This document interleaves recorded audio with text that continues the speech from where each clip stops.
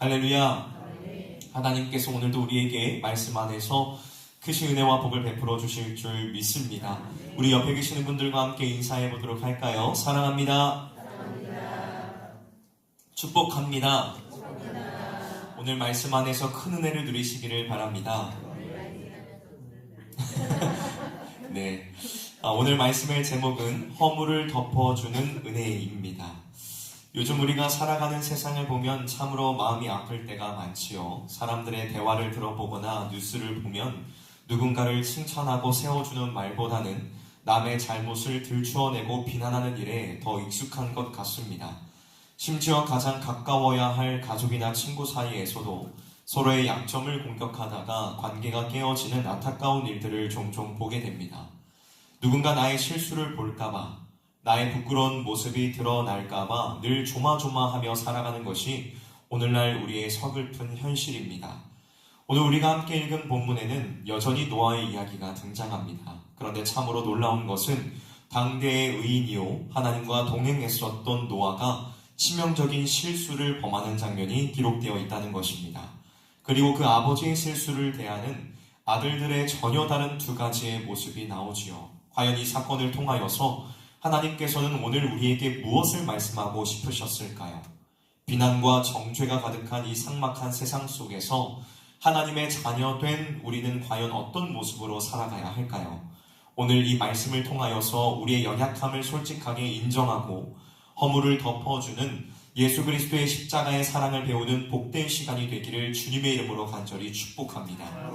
먼저 첫 번째로 오늘 본문을 통하여 우리가 깨달아야 할 진리는 인간은 하나님의 은혜가 없이는 단 한순간도 스스로 설 수 없는 연약한 존재라는 사실입니다.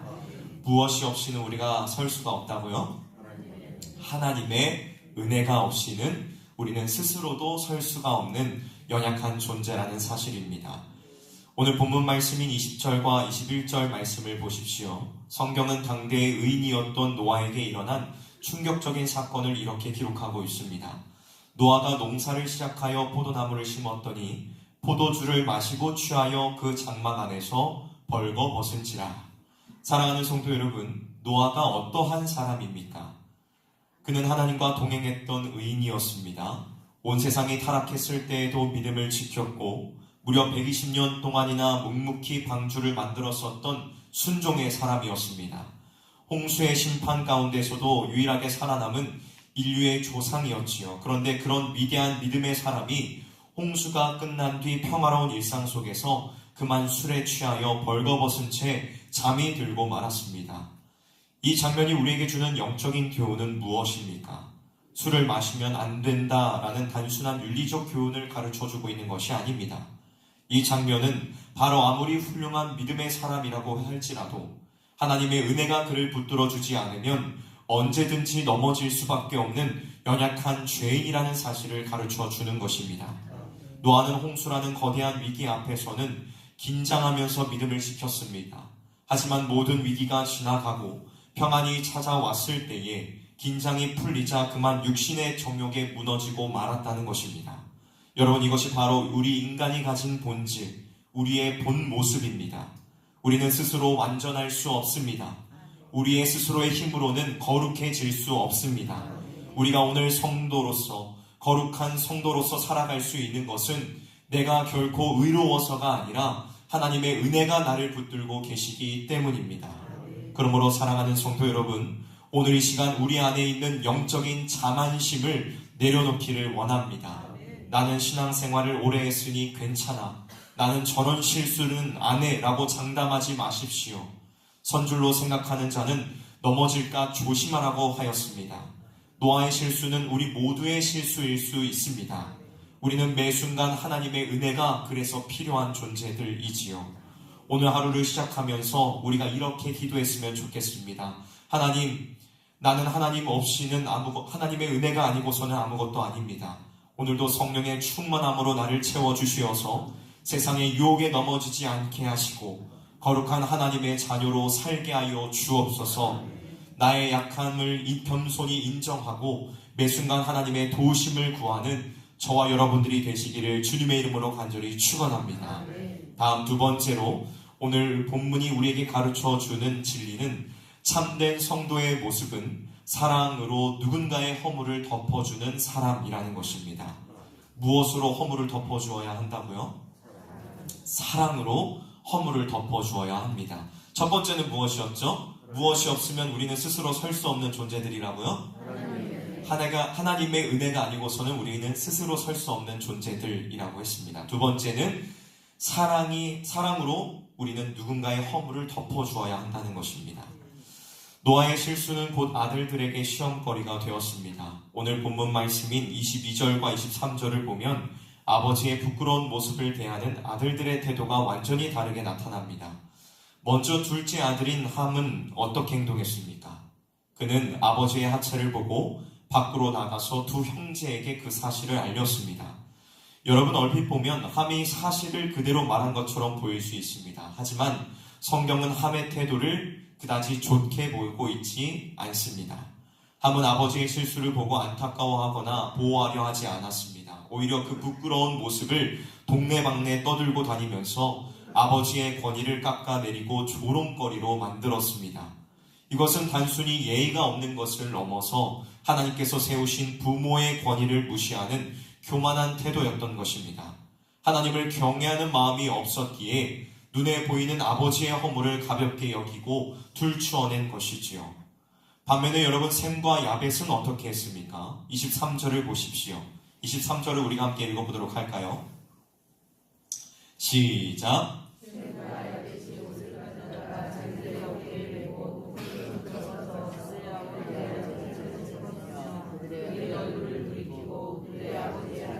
보지 아니하였더라. 아멘. 여러분, 이 장면을 한번 상상해 보십시오.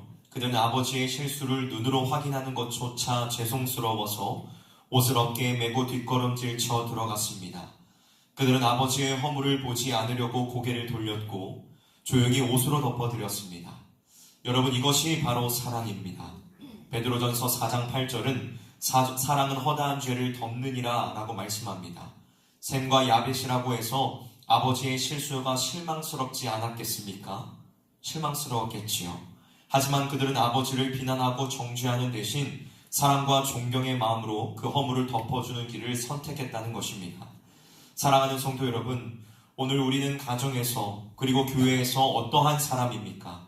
혹시 함처럼 누군가의 약점이나 실수를 발견했을 때에 그것을 다른 사람들에게 이야기하고 다니지는 않습니까?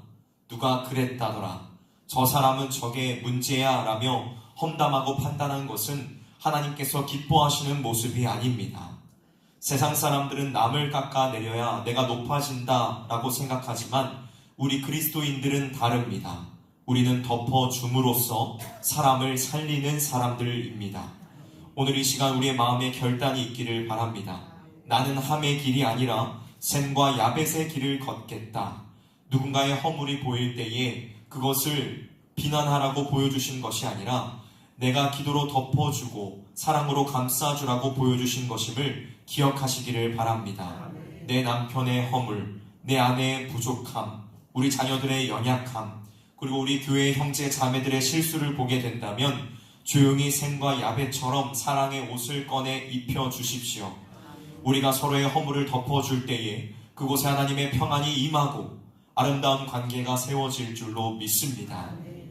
마지막 세 번째로 우리가 이 말씀을 통해 붙잡아야 할 가장 놀라운 은혜는 예수 그리스도께서 우리의 가장 큰 수치를 이미 덮어주셨다는 사실입니다.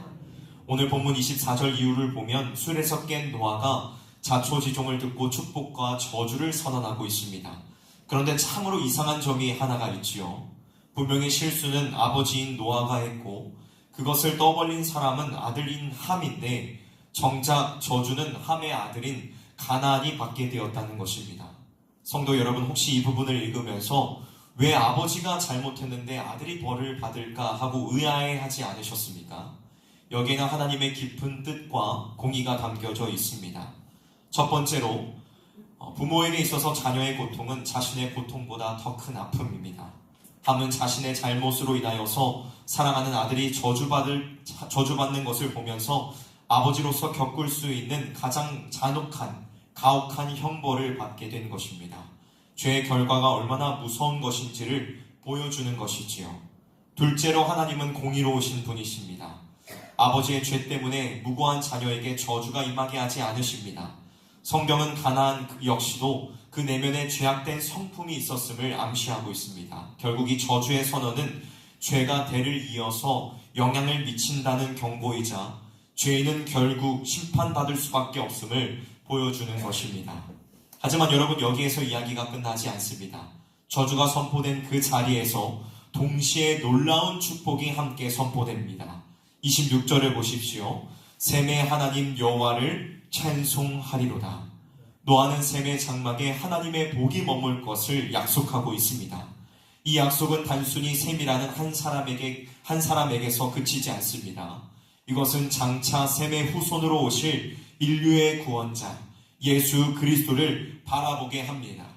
셈과 야벳은 아버지의 부끄러운 모습을 가리기 위하여 겉옷을 가져다가 덮어주었습니다. 하지만 우리 주 예수 그리스도께서는 어떻게 하셨습니까? 우리를 위하여서 십자가에서 자신의 거룩한 옷을 벗으시고 물과 피를 다 쏟으시고 자신의 의로운 보혈의 옷으로 우리의 더럽고 추악한 죄의 수치를 완전히 덮어주셨습니다. 우리는 노아처럼 실수하고 때로는 가나안처럼 죄된 본성을 가지고 살아가는 자들입니다. 만약 하나님께서 우리의 허물을 낱낱이 들추어내신다면 우리 중에 누가 감히 하나님 앞에 설 수 있겠습니까? 우리는 저주를 도무지 피할 수 없는 운명이었습니다. 그러나 하나님께서는 우리의 죄를 보지 않으시고 우리를 덮고 있는 예수 그리스도의 보혈을 보십니다. 시편 103편 12절에서 동이 서에서 먼 것 같이 우리의 죄가를 우리에게서 멀리 옮기셨습니다. 이것이 바로 복음입니다. 우리가 덮어줌을 받을 자격이 있어서가 아닙니다. 오직 예수 그리스도의 십자가 사랑 때문에 우리는 저주에서 풀려나 축복받은 의인이 되었다는 것입니다.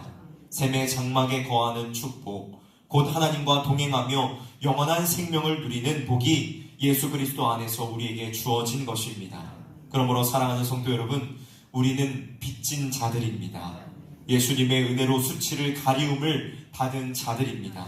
이제 우리는 그 사랑에 힘입어서 살아가야 합니다. 나를 덮어주신 주님의 그 십자가의 사랑을 기억하며 우리도 세상의 수치를 덮어주는 작은 예수가 되어야 합니다. 주님께서 나를 덮어주셨으니 나도 당신을 덮어주겠습니다 라는 이 고백이 우리의 삶의 고백이 되어야 될 줄로 믿습니다. 그래야 셈의 장막에 임하였던 하나님의 찬송과 축복이 예수 그리스도를 모시고 살아가는 저와 여러분과 여러분의 가정의 삶 위에 충만하게 임하시기를 주님의 이름으로 간절히 축원합니다. 말씀을 마무리하도록 하겠습니다. 사랑하는 성도 여러분, 영국의 소설가인 C.S. 루이스는 우리에게 이러한 말을 남겼습니다. 기독교인이 된다는 것은 용서받지 못할 사람을 용서하는 것입니다. 왜냐하면 하나님께서 용서받지 못할 당신을 이미 용서하셨기 때문입니다. 라고 하였습니다. 그렇습니다, 여러분. 우리는 모두 하나님 앞에서 부끄러운 죄인이었습니다.